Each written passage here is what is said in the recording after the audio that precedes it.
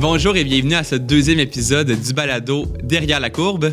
Aujourd'hui, on a eu la chance de s'entretenir avec Monsieur Martin Lavigne, qui est un vétéran du secteur financier du Québec avec plus de 25 ans d'expérience derrière la cravate. Monsieur Lavigne a commencé sa carrière chez Fidelity Investments aux ventes avant de faire la transition chez Banque Nationale, où il a rapidement gravi les échelons pour éventuellement occuper le poste de président de la financière Banque Nationale Gestion de patrimoine, un poste qu'il a occupé pendant plus de 8 ans avant de faire la transition en 2019 vers la Banque Scotia, où il occupe le poste actuellement de First Regional Director. Sa progression rapide de carrière lui a permis de se mériter le prestigieux prix de Canada's Top 40 Under 40. Il est également extrêmement impliqué dans sa communauté. Il est actuellement président de la Fondation Aléo, une fondation qui s'implique auprès des étudiants athlètes et également administrateur de la Fondation CHUM. Ce qui est particulier également avec le parcours de M. Lavigne, c'est qu'il a un passé de joueur professionnel au baseball dans l'équipe des Dodgers de Los Angeles. Donc aujourd'hui, on a été vraiment contents de pouvoir aborder avec lui sa progression de joueur professionnel à haut niveau vers une carrière en finance et de constater également ce que le sport lui a permis d'apprendre et d'appliquer par la suite dans sa carrière en finance. Donc ça a été vraiment un plaisir d'échanger avec lui. Bonne écoute!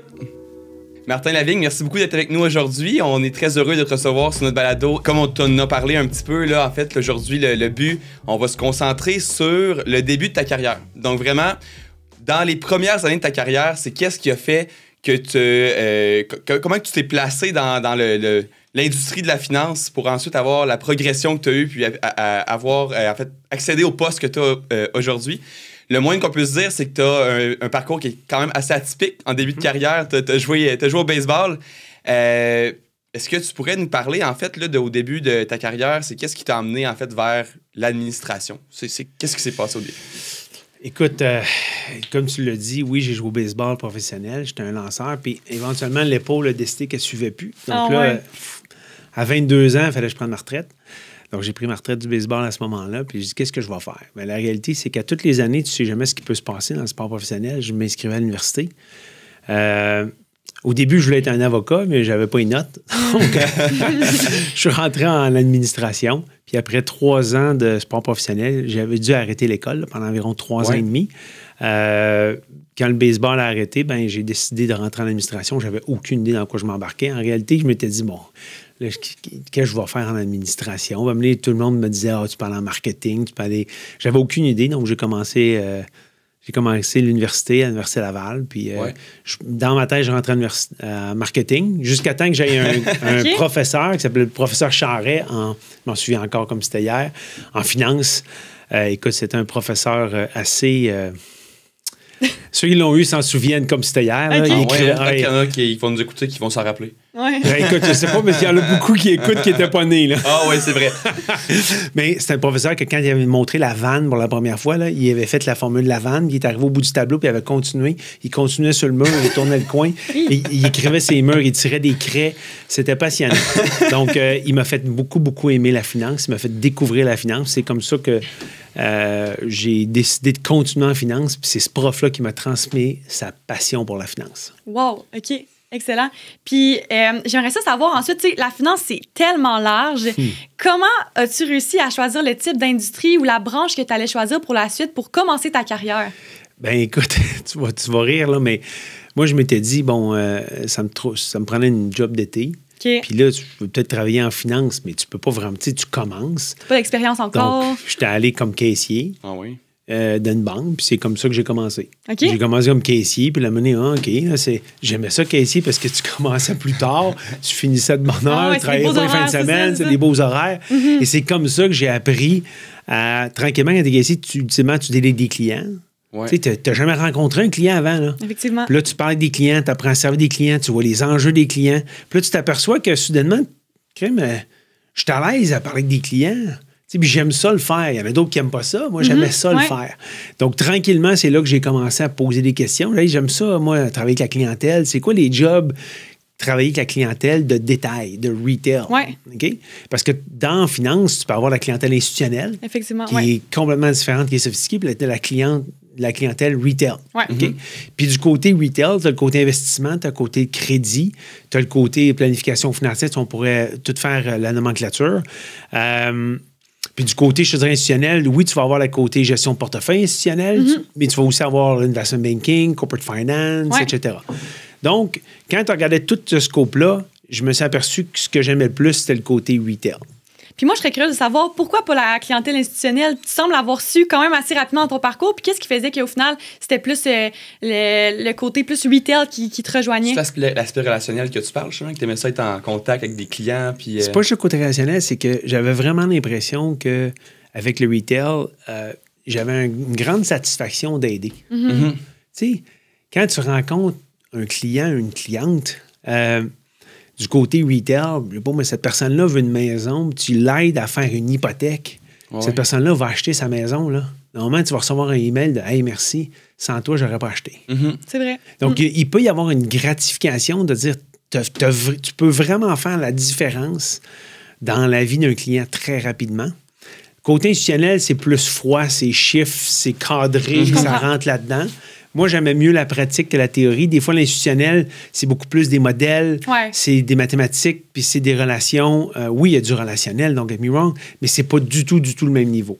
Donc, le côté retail m'a attiré, puis je l'ai su par la suite, parce que je me suis déjà posé la question, pourquoi j'aime mieux le retail? Je pense que c'est comme ça que je l'ai vu. Je suis quelqu'un qui aime ça beaucoup aider les gens. Puis quand tu aides les gens, puis tu es capable d'avoir un impact dans la vie des gens quasiment de façon quotidienne, ben, ça te donne une grande satisfaction personnelle que ton travail a eu un impact positif dans la vie des gens. Ben oui, c'est clair. Vas-y. Oui, puis là, c'est ça. Fait que là, tu as commencé là, dans une banque au niveau de la service à la clientèle. Ça a été quoi la progression par la suite? Tu as vu que tu avais certainement une capacité à aller rejoindre les gens, à connecter au niveau relationnel. Fait que comment ça a évolué par la suite? Bien, éventuellement, cette institution-là, qui est à ce moment-là Desjardins, m'ont offert une job de conseiller. Même avant que j'aille fini, puis là, je dis, hey, conseiller, OK. Là, tu commences à conseiller des clients, mais vraiment plus. Puis éventuellement, j'ai voulu aller à Montréal, donc je me suis ramassé dans une banque. Et là, il y a eu une cliente qui m'a appelé à un moment donné, puis elle aimait beaucoup comment on travaillait ensemble. Puis elle me disait à un moment donné, tu vas travailler pour moi, toi. Je parlais. Puis éventuellement, elle m'a appelé, puis elle m'a offert un job qui était à ce moment-là l'Institut canadien des valeurs mobilières. Tu sais, le cours sur le commerce des valeurs mobilières, c'était ma responsabilité pour le Québec et les Maritimes. OK, wow. Avant que tu sois né. Encore. Il y a très longtemps. Mais je voyais une opportunité extraordinaire. Puis moi, je peux vous dire une chose. À ce moment-là, puis je veux vous conter quelque chose. Là, je vais dire des chiffres, mais ça fait longtemps. Quand tu choisis un travail tout au long de ta vie, mais c'est encore plus important au début. Okay? À mon avis, il y a 3 critères. Okay? Un critère, c'est l'argent. Combien que ça te paye? Le deuxième critère, c'est ton équipe et ton environnement. Puis le troisième critère, c'est les possibilités. Hein? Et il faut que l'addition des 3 pourcentages tombe à 100. Et la décision que tu vas prendre à 25 ans, la décision que tu vas prendre à 50 va être différente. Donc, moi, je peux te dire, quand j'étais parti à ce moment-là d'une banque et j'étais allé à l'Institut canadien des valeurs mobilières, j'avais baissé mon salaire. Je passais de 30 000 à 23 000. Hein? C'est pas beaucoup, là, je le sais, ça fait longtemps. Mais je prenais un pay cut d'au-dessus de 20 parce que je voyais les opportunités de me développer, les responsabilités que j'allais acquérir à un jeune âge de façon incroyable. Donc, aujourd'hui, des fois, je parle à du monde, es-tu prêt, si tu as plus de responsabilités, prendre un pay cut? Encore une fois, j'avais des amis qui gagnaient 3 puis 4 fois mon salaire dans d'autres rôles, qu'il faut être représentant quelque part, il y avait un auto fourni, etc. Moi, je me dis, le premier critère qui était l'argent, à ce moment-là, au début de ma carrière, c'était pas ça qui était important. C'était vraiment d'apprendre, d'être impliqué, apprendre sur cette industrie-là pour laquelle j'étais en train de développer une passion.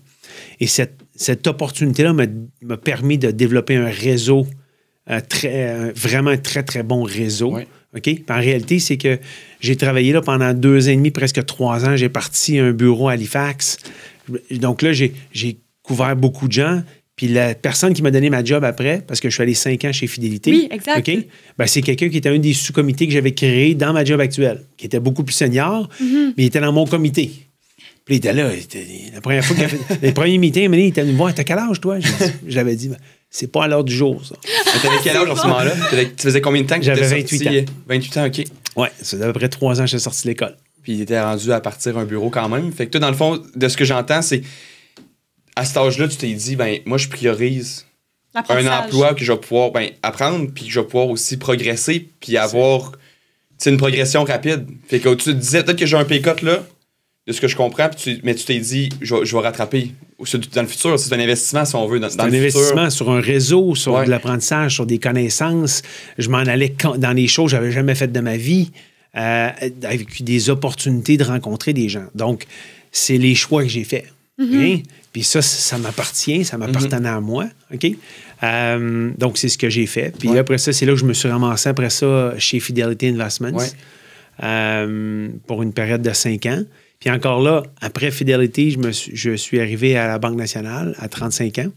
Puis à la Banque nationale, vous savez, il y a peut-être des gens qui disent c'est important d'avoir du réseau. Le réseau va toujours être important. Bâtissez-vous un réseau extraordinaire. Parce qu'à 35 ans, j'avais travaillé chez Fidelity avec un de mes amis qui s'appelle Charles Guy. OK. Que Charles et moi, on avait fait les Jeux du commerce, simulation boursière aux Jeux du commerce. C'est bon, ça. En 1995 ensemble. OK. Et on a toujours resté amis. Puis là, Mané s'était ramassé chez Fidelity. Il parlait de moi, on était travaillé chez Fidelity, il s'est ramassé en Banque nationale. Quand il est à la Banque nationale, Mané, il y a certaines promotions. Il dit Martin, il dit faut que tu viennes avec moi à la Banque nationale. Parfait. Donc, à 35 ans, j'ai joint la Banque nationale comme président d'une division qui s'appelait Placement Banque nationale. J'avais jamais géré de personnel et je me ramassais en tête d'une division comme ça. J'étais là, wow. Au début, je ne savais pas en tout dans quoi je m'embarquais. Je l'ai su après que tu fais des erreurs et tu apprends de tes erreurs. Hein, c'est important. Mais des fois, tu ne le sais pas. Tu rentres là-dedans puis tu penses que tout va être beau. Ça a été bon, mais il y a eu des très, très bons apprentissages. Mais tout ça pour dire aussi que le réseau que tu bâtis actuellement, là, que tu bâtis, normalement, si c'est un bon réseau et tu l'entretiens, il va te suivre toute ta carrière. Parce que ça semble être ça vraiment qui t'a permis de progresser d'un niveau à l'autre ou d'un poste à l'autre. Vraiment, c'est les contacts que tu t'es fait. C'est pas juste le réseau. Moi, j'ai dit pour monter dans une entreprise, okay? La première chose à faire, c'est premièrement, trouve-toi une job dans laquelle tu vas être passionné. Tu vas aimer ça. Et si tu aimes ça, tu vas mettre des heures, tu vas y mettre tout ton cœur, puis tu vas performer. Quand tu ne performes pas, c'est parce que la job n'est pas faite pour toi, puis tu le sais en dedans de toi. Quand tu dis j'aime pas ça, tu sais, quand tu as 50 % de tes tâches que tu n'aimes pas, là, c'est rare que tu vas dire je vais faire ça encore pour les 15 prochaines années, puis je vais être super performant. C'est sûr. Okay? Donc, concentre-toi au début à être super performant dans ce que tu fais. Hein? Puis là, ce qui se passe, parce qu'un jour, tu deviens leader. Mettons que tu es leader d'une équipe. Ça va être quoi ta priorité comme leader? Le leadership. Mobiliser l'équipe. Mais probablement t'assurer que ton équipe est vraiment bonne. Oui, définitivement aussi. De bien s'entourer, oui. De très, très bien s'entourer. Tu sais, tu es un coach, là, tu vas avoir les meilleurs joueurs possibles. Ouais. Donc, admettons, là, Charlie Rose est dans une autre équipe, puis tu entends qu'elle est vraiment, vraiment bonne dans une autre équipe. Hein? Et toi, tu es gestionnaire, là. Éventuellement, tu entends parler d'elle. Il y a un poste qui s'ouvre dans ton équipe. Qu'est-ce que ça se peut que tu fasses? Un petit appel. Un petit peu de maraudage. Hein? Un peu de maraudage. Moi, j'ai toujours dit, tu peux pas empêcher quelqu'un de grandir. Hein? Donc, ultimement, quand tu performes, hein, les gens vont parler de toi. Les gens dans l'organisation vont parler de toi. Et il y a des gestionnaires, éventuellement, ou des leaders qui vont t'avoir en tête, puis qui vont dire, il me semble que lui, je le prendrais dans mon équipe. Hein? Donc, éventuellement, c'est pas juste le réseau de contacts. Si tu as le réseau de contacts puis tu ne performes pas, ça ne marchera pas. C'est 100%. Ouais. Okay? C'est de s'investir dans ce qu'on fait. Puis... C'est investir, absolument. Puis ensuite de ça, tu vas voir, les portes vont s'ouvrir. Okay? Dans un cheminement de carrière, je dis une certitude. C'est qu'il y en a des fois qui disent OK, là, je commence là, je m'en vais là, je fais ça, je vais. Qui ont un chemin déjà tracé. Qui ont un chemin, ça n'arrivera pas. Ça, c'est une certitude.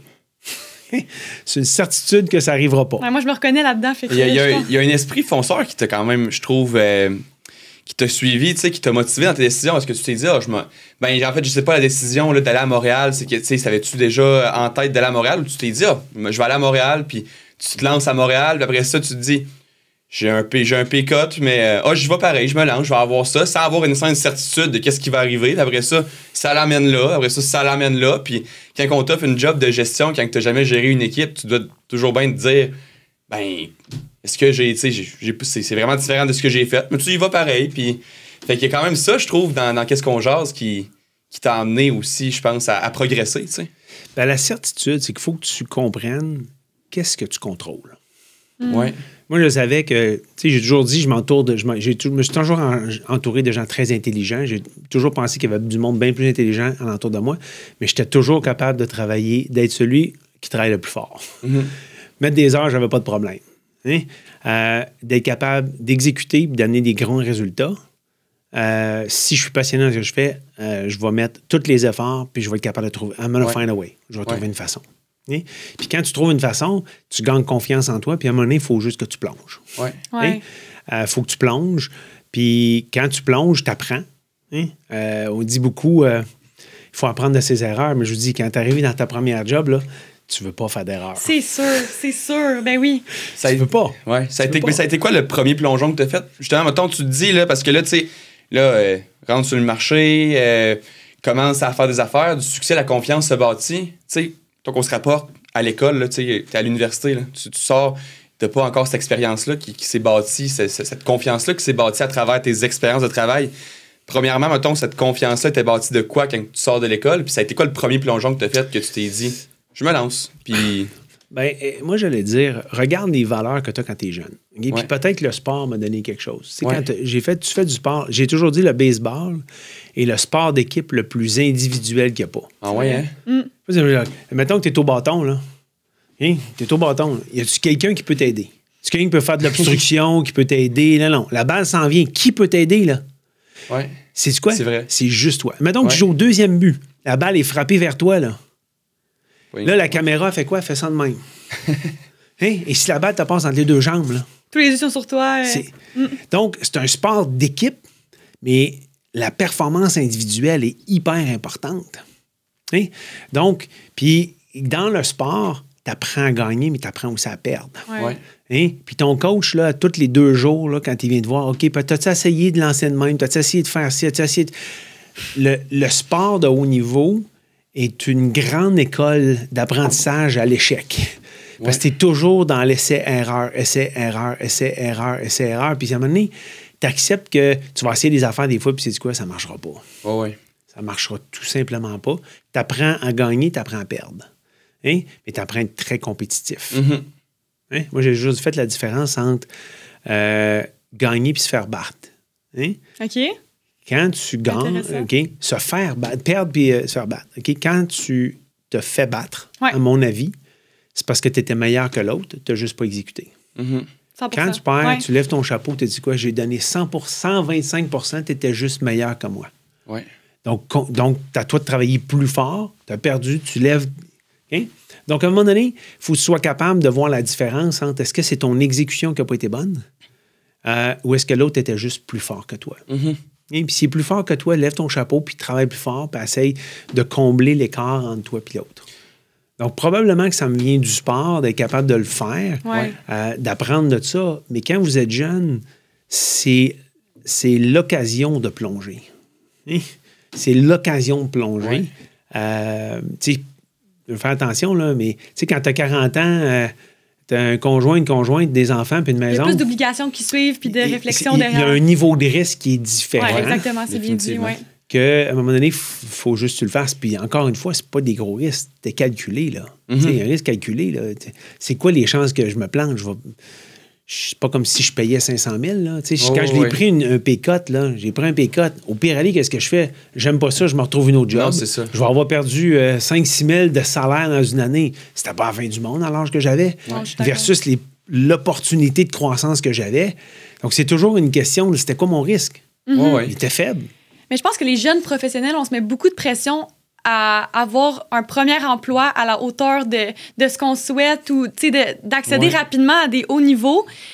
Je me demande, comment tu vois ça, l'arrivée sur le marché du travail pour un jeune? Parce qu'on dirait que l'idéal, j'ai l'impression, ça serait de rapidement savoir vers où on s'enligne, quelle branche de la finance, puis tout faire en sorte pour aligner, pour se rendre à ce but-là ultime. Mais c'est pas toujours possible. Fait que comment on se positionne quand on arrive sur le marché du travail pour vraiment espérer avoir la meilleure carrière possible puis apprendre à travers tout ça? OK. Premièrement, quand tu arrives, ça va être très difficile, il faut que tu apprennes. Exact. Puis pour apprendre, il faut que tu sois curieux.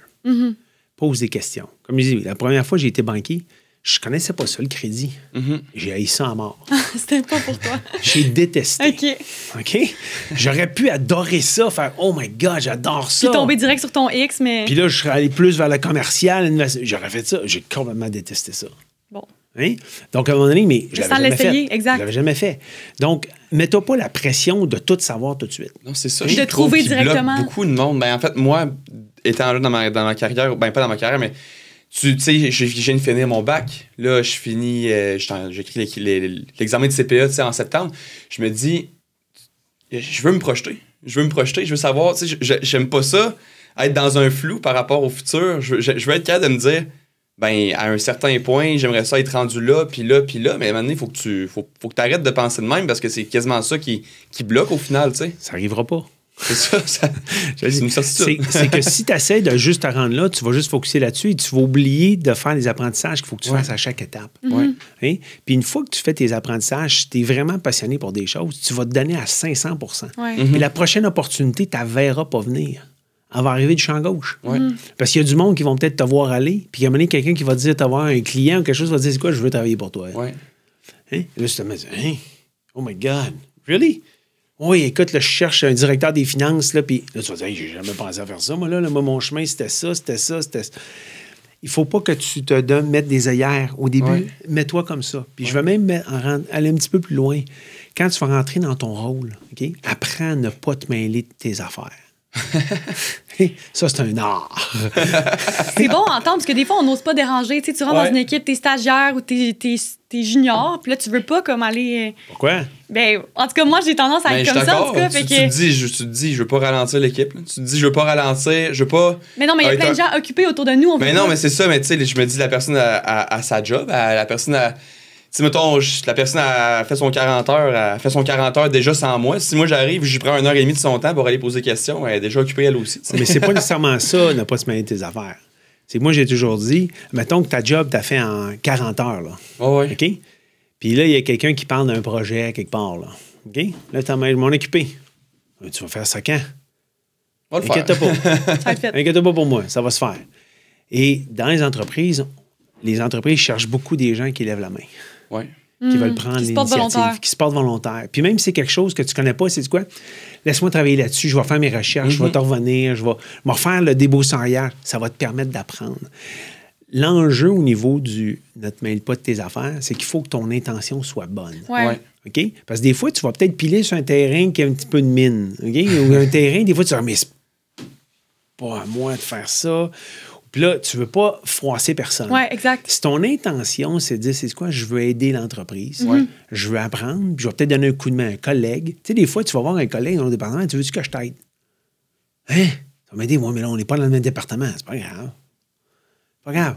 Au pire, allez, là, regarde, moi, je vais faire mon 40 heures. Ça, je le ferai en soir, je le ferai le matin. Je vais rentrer 2 matins par semaine à 7h30 ou à 7h, puis on va faire ça avant que tout le monde arrive. Hein? Soudainement, si tu fais ça 2 matins par semaine, tu rentres 1h30 avant que tout le monde rentre, tu fais ça 2 matins, ça te fait 3 heures, ça t'en fait 6 heures. À la fin du mois, tu as fait 15 heures de plus juste sur ce petit projet-là qui va te permettre d'apprendre. Qui va peut-être faire une différence. Et ça va te permettre tranquillement d'élargir encore plus tes horizons. Donc, quand tu rentres dans l'entreprise, il y en a qui disent, ben moi, je fais ça, puis là, mon prochain move, c'est pour faire ça. Mais rien n'empêche que tu peux faire évoluer ton rôle actuel. Hein? Ça, on le sous-estime. On pense que ton rôle, une fois qu'il est défini, il ne bouge plus.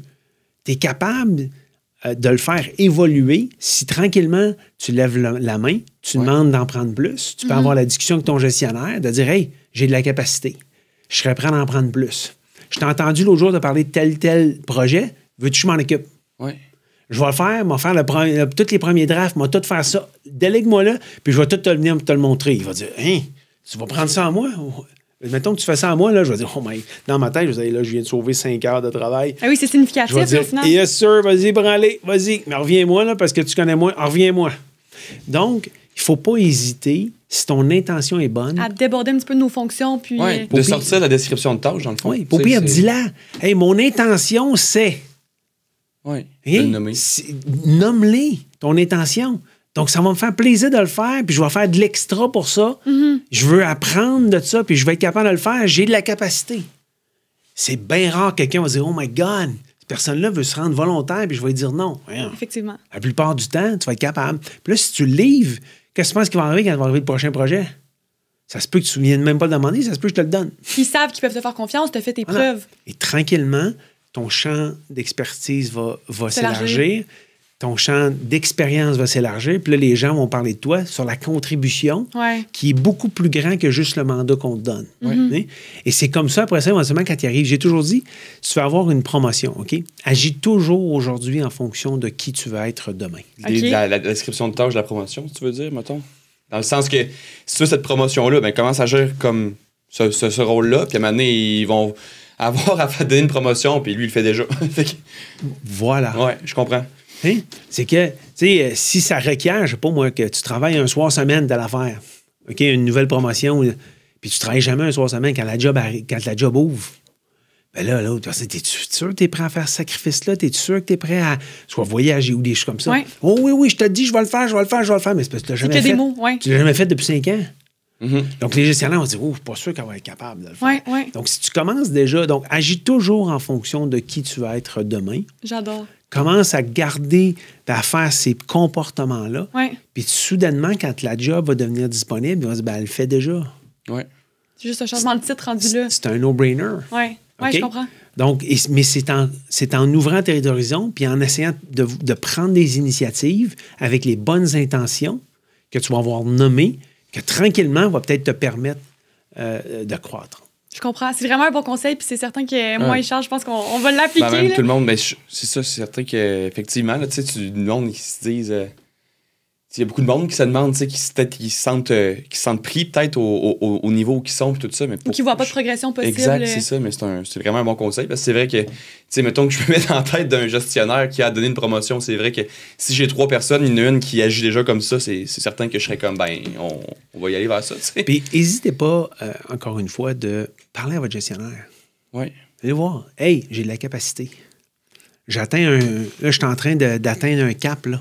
OK? C'est quoi mon prochain move? Pas nécessairement ma prochaine job. Il y en a des fois, ils disent, hey, c'est quoi ma prochaine job?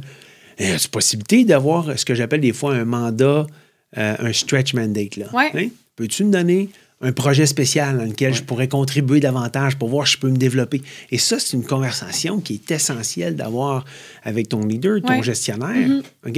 Et si tu es rendu dans un job de gestionnaire ou de leader, ben c'est important que tu ailles ces conversations-là avec ton monde, de voir comment tu fais pour les développer. Parce qu'éventuellement, ceux qui sentent qu'ils justement sont rendus plafonnés, la première réaction qu'ils ont souvent, c'est de changer de job. Et puis, moi, c'est pas ça que je voudrais. Je voudrais développer mon monde pour être capable que tout le monde se développe. Parce que normalement, il y a de la croissance, il y a des nouveaux projets à toutes les années. Il y a une gestion de changement à faire constante. Mais moi, ce que je retiens dans tout ce que tu as mentionné, c'est qu'au final, dans tous les postes que tu as occupés, ce que tu souhaitais, c'est de continuer à progresser et à apprendre. Puis tant que tu étais dans cette position-là, tu étais confortable. Est-ce que c'est arrivé à un certain point où tu as eu une opportunité qui s'est offerte à toi et tu as dit, non, je sens que je suis pas rendu là, il me reste encore des choses à apprendre dans le poste que j'ai actuellement? Malheureusement, non. Non. Non, j'étais plus du style, ça m'est déjà arrivé que j'ai fait... Je me sens pas nécessairement prêt, mais j'y vais quand même. Moi, je l'ai pas dit. Oui, c'est ça. J'ai plongé pareil, puis j'ai dit, qu'est-ce qui peut arriver? Je vais me planter. Ultimement, tu le sais jamais. Donc, à un moment donné, il faut que tu te fasses confiance. Puis j'ai toujours dit, quand tu arrives souvent dans les postes de leadership, souvent... il faut que tu sois capable de voir comment tu vas t'entourer. Puis comment ça s'est passé justement la transition vers un premier poste de leadership? Je te dirais qu'au début, tu ne sais pas quel genre de leader que tu es. Exact. J'aimerais ça qu'on en parle de ça. C'est difficile de se définir comme leader, puis quel type qu'on veut être aussi. Essaye pas. Ça se fait naturellement. Ultimement, aujourd'hui, là, quand vous allez arriver, avant d'arriver au poste de leader, tu vas avoir eu 3 boss peut-être 4. Et le leader que tu vas devenir, ou le leader que tu vas devenir, ça va être le bon de toutes les personnes que tu as eues. Ah, c'est bon. Hein? Si là, il y a quelqu'un actuellement qui est ton leader puis tombe ses nerfs sur certaines affaires, quand tu vas devenir leader, si tu le fais, tu vas savoir que tu tombes ses nerfs au monde, donc tu ne voudras pas le faire. Oui, c'est vrai. Donc souvent, tu deviens la combinaison des bons côtés que tu as vus et que tu as appris avec 100%. Le temps. C'est avec les expériences que tu apprends au final. Oui. Donc, essaye pas de dire, moi, je vais être comme ça. Hein? Vis-le. Hein? Vis-le. c'est le leadership, oui, il y a du leadership intentionnel, mais il y a aussi du leadership naturel. Ouais. Ouais. Hein? Essaye pas d'être quelqu'un que tu n'es pas. Sois toi-même et qui tu deviens comme leader, comme je l'ai dit, est la combinaison probablement de tout le bon côté de ceux qui t'ont influencé dans ta carrière à ce moment-là. Parce que quand tu regardes dans une carrière là, sur à peu près 40 ans, vous avez combien de boss normalement? Un employé a combien de boss? Je pourrais 3. pas... Une quinzaine. Oh, Ouais, OK. entre 15 et Oui. 18. Sur une période d'à peu près. Que je pensais. Oui, c'est sur une période de 15 à une carrière d'environ 40 ans. Mais Ouais. une carrière de 40 ans. Hein, soit que les boss changent. Non, c'est hein, vrai. Ouais. Ou toi, tu changes de boss. Ouais, Normalement, non, c'est tu ça. vas changer. Tu vas avoir entre 15 et 20 boss. Hein? Donc, je te garantis qu'il n'y en a pas un qui va être pareil. Ouais. Hein? Mais tu vas réussir à trouver quelque chose que tu aimes de tous les leaders que tu vas avoir eu. Hein? Puis des choses que tu n'aimes pas de tous les leaders que tu vas avoir eu. Donc, la personne que tu vas devenir comme leader quand tu vas rentrer dans cette position-là va être la combinaison de tout ce que tu vas avoir appris. Puis toi, en entrant dans ce poste-là, est-ce qu'il y avait une personne en particulier que tu avais côtoyée dans ton passé vers qui tu t'inspirais beaucoup puis que tu prenais beaucoup de bien de cette personne-là? J'ai eu quelques mentors. Quelques mentors. OK? J'ai eu des mentors officiels et des mentors non officiels. Ouais. Et ça, j'encourage à tout le monde. J'ai probablement attendu trop tard pour en avoir. OK. OK? Un mentor officiel, c'est quelqu'un avec qui tu as eu la conversation. J'aimerais que tu sois mon mentor. Ouais. Mais quand tu trouves vraiment un mentor, il faut que tu fasses attention. Il ne faut pas que tu dises à ton mentor, OK, je veux travailler les 14 points avec toi. Et tu dis, j'aimerais ça qu'on commence à travailler un point ensemble. Ça peut être gestion personnelle, ça peut être l'essence politique, ça peut être n'importe quoi. Là, tu travailles un point. Il ne faut jamais oublier que le mentor, c'est toi qui rencontres le mentor. Donc, il faut que tu sois préparé. Il faut que tu aies un agenda. Il faut que tu saches de quoi tu parles. Puis, qu'est-ce que tu veux ressortir de cette relation-là mentor-mentoré? Ouais. Hein? Et c'est à toi de définir ce que tu veux en ressortir. Puis, tu sais, il y a comme un genre de pacte ou de contrat non officiel que tu peux faire avec ton mentor. Puis, normalement, une fois que tu es allé chercher ce que tu as besoin de chercher, il faut que tu sois capable de dire au mentor « bye ». Ouais. Parce que c'est très, très awkward si tu fais pas ça, de dire à un mentor, ouais, ça fait 3 ans, là. J'ai plus trop de quoi parler. Oui, justement. Donc, à un moment donné, souvent, il faut que tu sois capable de dire à un mentor, j'aimerais ça que tu me mentores pendant 1 an. Ouais, Et de préétablir, c'est bon. voici le sujet que j'aimerais qu'on jase ensemble. Puis quand on va avoir épluché ce sujet-là, notre relation mentor-mentoré va être terminée. Très intéressant. C'est Et- bon d'avoir cette approche-là, ouais. Ou se transforme vers un autre objectif, peut-être? Est-ce que c'est quelque chose que tu... Mettons que tu te dis, OK, ben j'ai terminé ça, puis si tu vois une opportunité, tu as déjà passé une relation de comme, peut-être j'aimerais travailler sur l'aspect 2 de la liste de 13 que tu parlais, ou toi, tu te conseillerais d'aller vers un autre mentor pour ça? Ça dépend, OK? Moi, pourquoi je te dis ça, c'est que j'ai déjà vu des mentorés qui voulaient avoir d'autres mentors. Hein? Mais là, ils ne savaient pas comment Ils osaient dire au pas mentor trop. actuel, je te veux, puis toi, j'en veux un autre. C'est pas une conversation le fun. Donc, tu es mieux d'imposer au début. Puis quand je dis j'en ai eu des informels, Ouais. j'en ai, OK? Puis ça, le mentor mentoré comme ça, là, c'est OK, on se voit une fois par mois, Ouais. puis c'est cédulé, puis c'est... Tandis que les informels, des fois, on serait dû, là, puis là, je vais y voir 2 fois par année, 1 fois, 2 fois par année, puis là, je leur pose des questions. Puis ça, c'était pas structuré. Donc ça, c'était moi qui les appelais. Puis ta recherche de conseils ou de conseils qui étaient plus périodiques sur un ouais. sujet spécifique. Donc ça, on n'était pas vraiment dans une relation mentor-mentoré Je officielle. comprends. Ce qui fait que j'avais pas besoin de mettre fin à ça. Donc j'en ai eu de tous les sortes, Ouais. basés sur tous les sujets. OK. OK? Donc autant des formels qu'autant des informels. Hein? Puis il y en a qui m'ont fait apprendre, il y en a qui m'ont fait faire des erreurs. Et c'est comme ça que tu vas apprendre au fur et à mesure. Moi, j'ai une question qui me vient en tête, puis elle n'est pas nécessairement basée sur... Moi, je me considère quand même extraverti et tout ça, mais de ce qu'on parle, j'ai l'impression qu'il y a quand même une valeur ajoutée de quelqu'un, par exemple, que naturellement, dans sa personnalité, va être extraverti, va être fonceur, va avoir du leadership, puis qui va plus se considérer comme un leader qu'un doer, qui va plus aimer... gérer les tâches qu'accomplir les tâches va être plus basé, mettons, axé sur les résultats que sur la tâche, mais mettons qu'il y a quelqu'un qui nous écoute, là, puis qui, lui, se reconnaît moins dans une personnalité comme ça. Est-ce que tu aurais un conseil pour ce genre de personne-là aussi, qui peut-être va moins se dire qu'il veut un poste de gestion de personnel, mais qui veut quand même grandir dans l'entreprise? Je sais pas si ma question est claire, mais qui... Ouais. Premièrement, c'est pas juste l'extraverti qu'on n'est pas de leadership. Le leadership de quelqu'un d'extraverti versus introverti est assumé de façon différente. Hein? Mais il n'y en a pas un qui est... L'introverti n'est pas moins bon ou meilleur que l'extroverti. Ils ont juste des styles différents, puis ça, il faut que tu l'assumes. Ouais. OK? Donc, quelqu'un qui veut faire ça va pouvoir continuer de le faire. Son leadership va être différent. Ouais. Il va s'entourer probablement de gens qui vont avoir complémentaires. OK? Puis les choses que l'extroverti va faire, tu sais, un extraverti, il y a des choses aussi que tu ne fais pas, là. Oui. Mais qui sont essentielles. Tu as d'autres angles morts au final. Et voilà. Ouais. OK? Moi, j'ai toujours dit, dans une équipe, OK, tu veux t'entourer de gens qui sont forts dans tes faiblesses. Oui. OK? Donc, puis ça, on pourrait en parler, force-faiblesse, là, après. Oui. Mais comme leader, il faut que tu saches c'est quoi tes faiblesses. Puis une fois que tu connais tes faiblesses, entoure-toi de gens qui vont être forts dedans. Okay?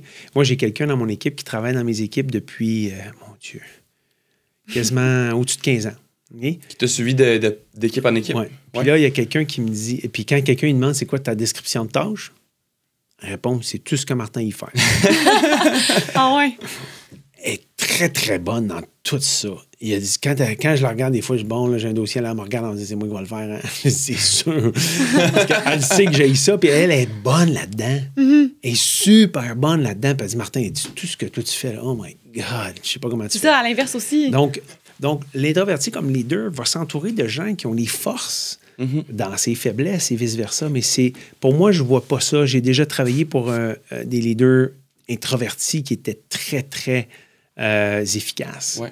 Qui lead par l'exemple, souvent, j'ai l'impression. Oui, mais aussi, il était capable de poser des questions. Ouais. Poser des questions qui te faisaient réfléchir.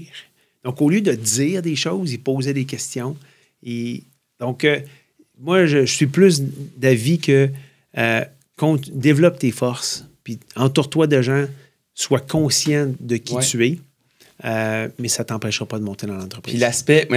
Il y avait aussi un aspect que je trouve que peut-être qu'il y a quelqu'un qui serait plus introverti, puis je sais pas, je me considère comme extraverti, mais est-ce que ça pourrait être plus un enjeu pour lui d'aller chercher, mettons, du mentorat, parce que peut-être pas nécessairement... non. Pas du tout. Tant qu'il ose prendre les devants. Non, c'est ça. Mais je pense qu'il y a quelque chose que j'entends beaucoup dans ce qu'on parle depuis tantôt, puis c'est de connaître qui t'es, tu sais, de pas essayer de jouer quelqu'un d'autre au final, de respecter la personne que t'es. Puis au final, tu vas shiner par ça, si on veut, dans le sens de ne pas t'adapter à une job parce que tu te dis c'est la job qu'il me faut pour avancer. Puis d'essayer de t'adapter à cette tâche-là. Non, va-t'en dans une job qui va être adaptée à la personnalité, puis là, tu vas plus shiner. Là, tu vas plus passer d'heures. Là, tu vas vouloir te dépasser. Là, tu vas vouloir aller chercher d'autres tâches qui vont être connexes, pas nécessairement à ta description de tâches, versus parce que tu vas être fidèle à toi, tu sais. Je pense que c'est quelque chose que j'entends qui revient, que je pourrais rattacher à beaucoup de choses qu'on discute depuis tantôt. Bien, je vais te poser une question par rapport à ça. Si je te dirais, tu fais ton plan de développement personnel, devrais-tu travailler tes forces ou tes faiblesses? Toi, je pense que c'est sa réponse. Bien, je pense définitivement que... Ouais, c'est une bonne question. J'allais dire définitivement que travailler les faiblesses, mais en même temps... Mettons que tu me poses la question à moi, je me dis, ben si je travaille mes faiblesses, il y a des faiblesses que je le sais que, personnellement, oui, je peux travailler pour minimiser l'impact de ces faiblesses-là, mais je pense que j'ai de la misère à me dire que ces faiblesses-là vont devenir une force pour moi. Fait que, tandis que si je travaille sur mes forces, ben ils vont encore plus shiner. Ça. Moi, j'ai toujours dit, puis c'est une question que beaucoup de gens s'en vont et répondent souvent faiblesse. Ouais. Moi, si vous connaissez le hockey, je dis toujours... Sidney Crosby n'était pas très bon à la défense. Est-ce qu'on aurait dû en faire un défenseur? J'aime ça. Donc, on va le mettre avec des gens qui vont être meilleurs, puis on va dire, va nous mettre 50 buts. Ouais. Okay? Donc, ça ne sert à rien. S'il patinait pas de reculons, là, ça serait un enjeu. Okay? C'est une faiblesse qui ferait qu'il ne serait jamais rentré en Ligue nationale. Mais tu ne veux pas en faire un joueur de défense. Dans ton équipe, tu veux qu'il développe ses forces, puis qu'il aille te compter des buts. Puis tu vas aller chercher d'autres mondes dans ton équipe qui vont être meilleurs en défense. D'actualité, ça me fait penser à Patrick Laine un peu avec le Canadien. Il y a des commentateurs, j'écoute des fois des podcasts de hockey qui parlent « Ah, il est pas bon des deux côtés de la glace, tout ça. » Mais il y en a qui répondent « Ouais, mais Kent Hughes, il est allé chercher pour scorer en powerplay. Il ne score pas ailleurs. Il est allé chercher pour scorer en powerplay. Il savait qu'est-ce qu'il signait en allant le chercher, là, maintenant. Là, donc, je pense que c'est important que tu connaisses tes forces. Ouais. Et tes faiblesses. Si c'est une faiblesse qui te tire par en bas puis qui t'empêche d'avancer, il faut que tu l'adresses. Mais sinon, ce qui va te faire avancer, ça va être tes forces. Ouais. Parce que tes forces, tu vas vouloir les développer, tu vas aimer ça, les développer. Et c'est ça qui va faire que tu vas avoir la passion de ce que tu fais parce que tu travailles vraiment sur... Tu sais, quelqu'un qu'on dit il est sur son X, là, c'est rare il est sur son X parce que c'est plein de choses qu'il n'aime pas faire. C'est souvent parce qu'il aime faire ça, il les a développés, il en est passionné, probablement c'est parce que ça fait partie de ses forces. Donc, développer, surtout en début de carrière, c'est encore plus important. OK? Développez vos forces. Vos forces, c'est vos forces qui vont vous faire avancer, ce ne sera pas vos faiblesses. Est-ce que c'est quelque chose que tu établis, toi, rapidement dans ton parcours, tes forces et tes faiblesses? C'est quand même difficile de se connaître là, en début de parcours, je trouve. Oui, mais regarde, fondamentalement, éventuellement, prends un 10 minutes avec toi-même, là, OK? Puis pose-toi comme question, qu'est-ce que j'aime faire dans ma job? Oui, c'est bon. C'est quoi mes forces? Pour aller, si tu ne sais pas, demande à des collègues, demande à des amis. C'est quoi mes forces? C'est quoi les forces que tu perçois en moi? Puis éventuellement, tu vas être capable de le figurer facilement. Puis je suis convaincu qu'ils se sont dit c'était quoi tes forces. Aujourd'hui, il y a bien du monde qui serait capable de les identifier puis tu ne répondras pas surprise. Donc, à un moment donné, il faut que tu sois aussi capable de te parler à toi-même. Okay? On parle toujours de self-awareness. Là, c'est du self-awareness. Okay? Donc, comprends tes forces, comprends ce qu'il y en a, puis comprends les impacts de tes forces. Moi, il y a une chose que, personnellement, je trouve qu'à l'université m'a beaucoup aidé. Puis, tu sais, avec je connais aussi ton fils Samuel qui était impliqué. Moi, Charlie, on était impliqués aussi à l'Université Laval. Moi, je trouve que ça, mettons... Puis, tu sais, j'étais encore à l'université puis tout ça. Fait que, mais tu sais, moi, mettons, quand que j'ai intégré du monde, quand que je rencontre des personnes qui arrivent à l'école, je leur dis, implique-toi. Parce que c'est un terrain pour développer ça. Du leadership, tu sais, Charlie aussi, les deux, on a été, pas la même année, là, mais président du Fonds Alpha, on est une équipe de 35 personnes. À quel moment, dans mon parcours universitaire, j'avais 21 ans à ce moment-là, j'aurais pensé gérer une équipe qui gère un portefeuille d'au-dessus de plusieurs milliers de dollars, de gérer une équipe de 35 personnes, de pouvoir avoir le leadership pour développer une affaire, un projet, tout ça. Moi, ça, personnellement, là, j'arrive puis je sors de l'université que je me connais vraiment beaucoup plus à cause de cette expérience-là. Oui, il y a eu les cours, mais j'ai considéré que qu'est-ce que j'ai appris à travers cette implication-là, ça m'aurait pris peut-être un 3, en fait, même probablement plus longtemps parce que j'aurais sûrement pas fait d'un rôle de leadership en sortant de l'école. Fait que j'ai comme eu cette expérience-là qui m'a fait que je le sais qu'un jour, si j'ai un rôle de leadership, je sais, j'ai mes angles morts puis je sais mes forces. Tu en connais quelques-uns, mais tu sais, ça revient un petit peu à... pas toutes, là, mais tu sais, j'ai quand même commencé à travailler là-dessus, je pense. Tu sais, puis je pense que ça revient... Quand tu es rentré au bac, je t'avais dit, tu vas être président du Fonds Alpha, tu m'as dit, hein? Encore une fois, tu n'as pas essayé de tracer ton chemin de suite. Non. Tu as découvert, tu as écouté, tu as suivi tes passions, puis ça t'a ramassé là. Hein? Donc, ultimement, je suis convaincu que tu n'es pas allé au bac à l'Université Laval parce que tu voulais être président du Fonds Alpha. Tu sais? Donc, ça revient un petit peu même affaire que ta carrière. C'est ton cheminement. À un moment donné, il faut juste que tu plonges. Il faut que tu écoutes tes passions. Il faut que tu écoutes des fois ton instinct. Hein? Puis tu essaies d'arrêter de vouloir planifier les 5 prochaines années. Tu veux quasiment que chaque jour des 5 prochaines années soit planifié. Là, tu sais? Ça, c'est là que je vais faire. Donc, tu ne l'avais pas planifié. Donc, quand je dis tantôt, des fois, il ne faut pas non plus faire la même erreur avec la carrière. Rentre à quelque part, sois passionné, apprends, curieux, puis tu vas voir où ça te mène. Comme tu l'as fait au bac. Tu es rentré, tu as regardé tes passions, tu été curieux, puis ça t'a amené dans un chemin probablement que tu n'avais pas anticipé au départ. Définitivement pas, c'est vrai. Mais oui, c'est vrai. Puis on dirait que j'ai tendance à me dire, mais la carrière, c'est différent, mais ça a plus d'impact. Mais dans le fond, c'est vrai que c'est un petit peu... Le parallèle est très bon. Là. Absolument. C'est une similitude. Tu es rentré là, apprenez ce que vous avez à apprendre, soyez curieux, ouvrez vos horizons, posez des questions, travaillez sur vos forces, soyez passionné dans ce que vous faites. Puis le chemin va se tracer tout seul. Je vois le temps avancer, mais juste, j'aimerais ça savoir, là, parce que tantôt, tu as parlé des jeux du commerce, justement. Tu avais fait la simulation boursière. Est-ce que tu as fait ce genre d'implication-là, tu penses qu'ils t'ont aidé, toi aussi, peut-être à l'université? Oui, j'aimerais ça t'entendre là-dessus. J'allais au jeu, mais moi, en 96, si je me souviens bien, les jeux du commerce étaient à l'Université Laval. OK. Hein? Donc, moi, j'avais fait partie de l'organisation des Jeux du commerce à l'Université Laval. Ça, c'est un beau gros contrat. Puis, c'est très, très différent à ce moment-là que ça l'est aujourd'hui. Mais c'était à l'Université Laval. Puis, l'avait organisé. Donc, moi, j'avais été impliqué là, dans plusieurs assos, naturellement. Là. J'ai été impliqué pendant plusieurs années à l'université. Puis, tous ceux qui commencent leur cheminement, j'encourage aux gens, surtout en administration, c'est une occasion extraordinaire de bâtir un réseau. Un réseau qui va rester pendant des années. Puis ce réseau-là, tu vas le recroiser tout au long de ta carrière. Ouais. Dans trentaine, dans quarantaine, puis dans cinquantaine. Ouais. OK? Puis tu vas toujours te remémorer des bons moments. Puis je pense que le bac en administration, surtout à l'Université Laval, est beaucoup, beaucoup axé là-dessus. Ouais. Le campus est extraordinaire. Puis maintenant, toutes les compétitions, les assos. Puis aussi, je suis tellement surpris de voir à quel point il y a beaucoup d'activités maintenant organisées par les associations pour permettre aux gens d'apprendre à se connaître, de se voir, de réseauter, puis d'aller chercher ces opportunités-là. Au maximum. Ouais, réseau de contacts, développer une confiance, développer une connaissance de soi, tout ça. Moi, je pense que ça est définitivement que je pense que ça l'aide du sort de l'université, je pense, plus confiant vers le futur. Et j'encourage les gens à être curieux. Soyez curieux. Curiosité, oui. Soyez curieux pour vouloir apprendre. Puis des fois, il faut que tu plonges, comme je l'ai dit. Non, je détestais le crédit. Je ne le savais pas.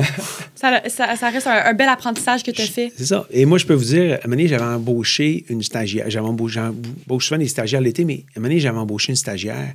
Puis je me suis dit, elle va être bonne dans le wealth management, c'est sûr. Puis dans son sens, elle me dit, Martin, j'aimerais ça aller voir les gens de gestion de risque. Ah ouais? Oui. J'ai envoyé en gestion de risque pendant une semaine. Elle est revenue, là. Les étoiles dans les yeux. Plus que ça. Hein? Elle a tout lâché, là, puis elle a fait une maîtrise en gestion de risque. Okay. Aujourd'hui, cette femme-là travaille en gestion de risque à temps plein. Elle gère du risque. Là, je la regarde toujours, puis je le dis par rien, mais j'ai dit, c'est où que j'ai échappé en entrevue? Oui, mon Dieu, qu'est-ce que j'ai manqué, là? Elle connaissait pas ça. Ça l'a intriguée. Elle a été curieuse, elle est allée voir. Puis elle est sortie de là, elle a fait une maîtrise. Puis aujourd'hui, elle travaille en gestion de risque. Donc, si elle n'avait pas osé me venir demander, elle n'avait pas osé être curieuse. Son parcours a été complètement différent. Complètement différent. Puis elle était en 3e année de bac à ce moment-là. Wow. OK? Donc, tu le sais pas. Si tu poses des questions, tu es curieux. Hein? Essaye pas de trouver tout de suite ton chemin, tout de suite, établi, là. Ouais. OK? Continue d'avancer, sois curieux, puis tu vois les choses vont arriver. Puis j'imagine qu'au final, quand tu recrutes pour des rôles plus juniors, c'est un peu ce que tu recherches dans une entrevue, de voir si la personne s'intéresse, puis... Oui. Je dirais, j'embauche beaucoup le savoir-être, pas le savoir-faire. OK. En réalité, là, c'est quand tu embauches quelqu'un qui est plus jeune, il n'a pas de savoir-faire. Exact. Ou très, très peu. Exact. OK? Moi, ce que je veux savoir, c'est qu'est-ce que la personne va fitter dans l'équipe. C'est quoi sa personnalité? Quel genre de fit il va y avoir, comment cette personne-là va travailler, puis quelle va être sa contribution à l'équipe, mais pas une contribution dans le savoir-faire, une contribution de savoir-être. Est-ce qu'elle va amener de l'énergie? Est-ce que ça va être quelqu'un qui va être curieux? C'est quelqu'un qui va dynamiser? C'est quelqu'un qui va nous amener ailleurs? Hein? Les jeunes, aujourd'hui, vous avez des talents au niveau des médias sociaux, au niveau créativité, vous avez des nouvelles idées. T'sais, moi, je veux embaucher des gens qui n'auront pas peur de donner leur idée, même s'ils ont 23 ans, puis il y a du monde qui ont 40 alentour de la table. C'est pas grave. Donnez vos idées. Êtes-vous capable de faire un argumentaire, de donner un argumentaire, puis de tenir votre bout? Ouais. Peut-être qu'à la fin, on va dire, merci pour ton opinion, puis on le fera pas, mais c'est pas correct grave. Aussi, oui. J'adore faire des débats. Ouais. Donc, souvent, étant jeune, les gens vont vous embaucher surtout pour votre savoir-être, votre personnalité, le fit que vous allez avoir dans l'équipe, que pour votre savoir-faire nécessairement. Ça ne veut pas dire que le savoir-faire n'est pas important, c'est pas ça que je suis en train de dire. Négliger, mais le savoir-faire, il y en a. Puis si tu veux avoir une job en Audi, puis tu n'as pas de comptabilité, tu n'as pas avoir la meilleure personnalité, ça ne marchera pas. Là, non, mais je veux juste dire qu'à la fin, là, quand tu arrives à la pyramide, les derniers candidats pour une job, souvent, ça va être... Ils se démarquent par le savoir. Ils vont se démarquer par le savoir-être, souvent. C'est pas nécessairement juste par le savoir-faire. Le temps achève vraiment, puis j'aime toujours ça comme conclusion, ramener, tu sais, le podcast s'appelle « Effet de levier », fait que l'effet de levier de ta carrière, mais j'aimerais ça faire un parallèle avec, tantôt avant qu'on enregistre, on parlait de les KPI, les KBI. J'aimerais ça que tu me parles justement de ça, là, parce que tu nous l'as expliqué tantôt, puis je pense qu'il y a beaucoup de gens qui peut-être connaissent pas ça, mais peut-être que tu m'expliques ça, puis que tu me dises les KBI de quelqu'un qui est à l'université puis qui est peut-être en 2e, 3e année de bac ou en début de carrière, selon toi? OK. Donc, premièrement, on va dire ce quoi ça. Un KPI, c'est un Key Performance Indicator. Souvent, c'est un chiffre de résultat qui est géré après une période donnée. Soit un mois, soit un trimestre, soit une semaine. Souvent, c'est un chiffre. Moi, j'aime pas ça comme leader, gérer des KPI. Pourquoi? Parce que un KPI est la réflexion de ce qui s'est passé dans la dernière période. OK, mettons un trimestre. Ouais. Hein? Donc, je ne peux pas le changer. Hein? Je ne peux pas le changer. Donc, j'aime mieux avoir ce que j'appelle, puis ça, c'est moi qui ai développé.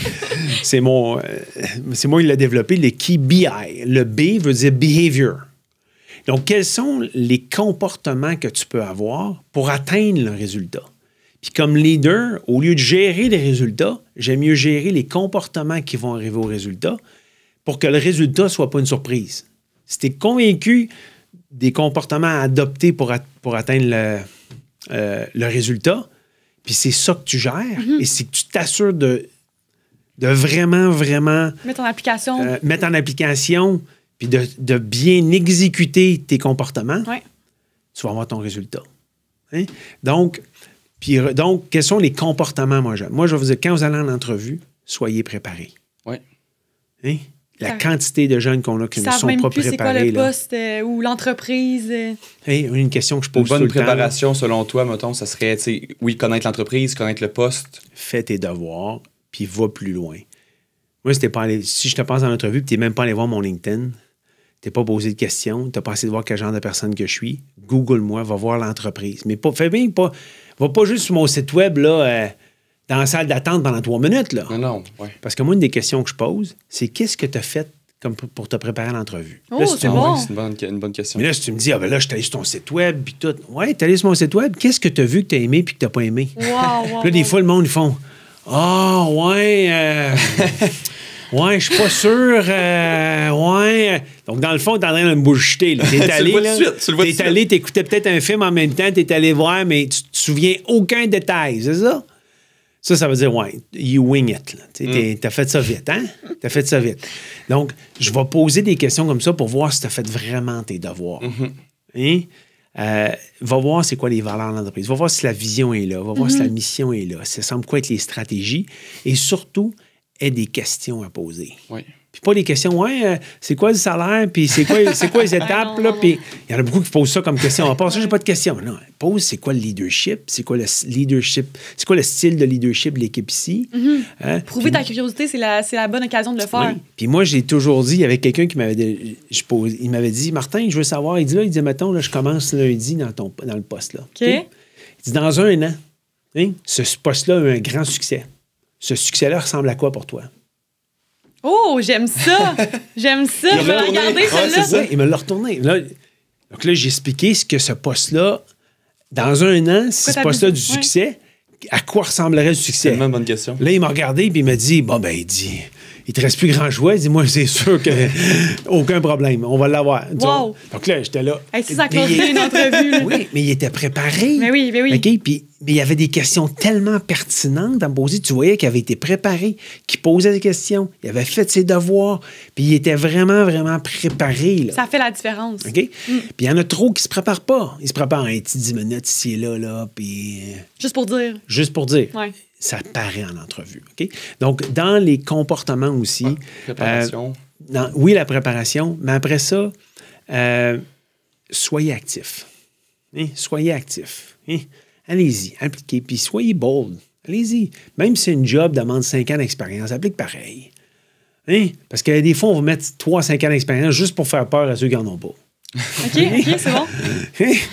Donc, ose. Rien à perdre d'essayer, oui. Ose. Au pire, il va te dire non, c'est pas grave. Exact. N'aie pas peur de faire des échecs. Ouais. Tu sais, faire une erreur et un échec, là, OK? Pourquoi les gens... Il y a un mot pourquoi les gens ont peur.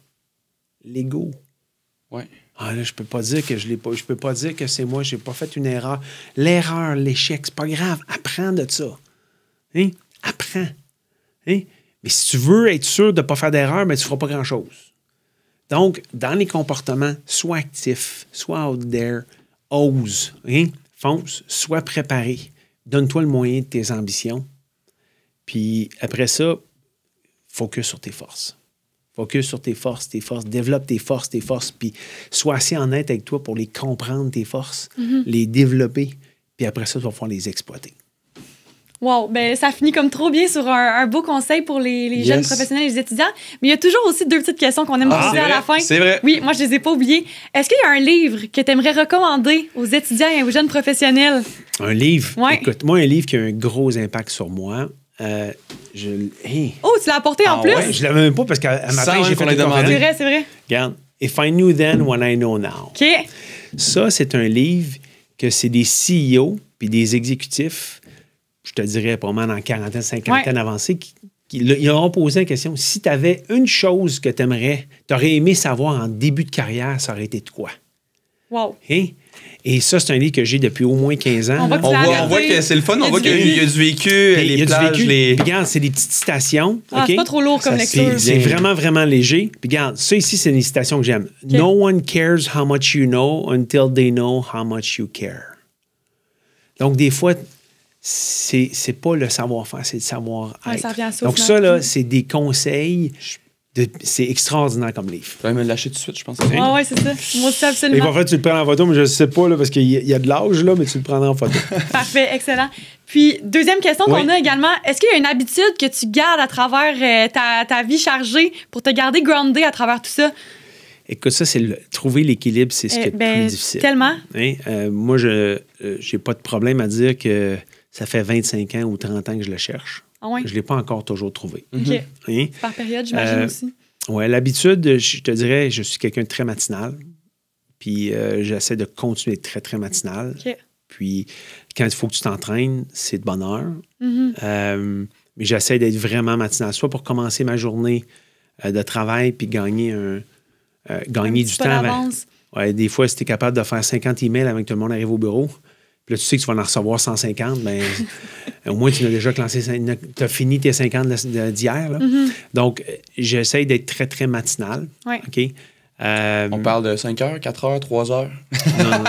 Non, pas 3 heures, là, mais ça fait longtemps que je me lève. Tim Cook, c'est à 3 heures. Entre 4h30 et 5h à peu près. C'est très tôt quand même. Pour être prêt vers 5h30.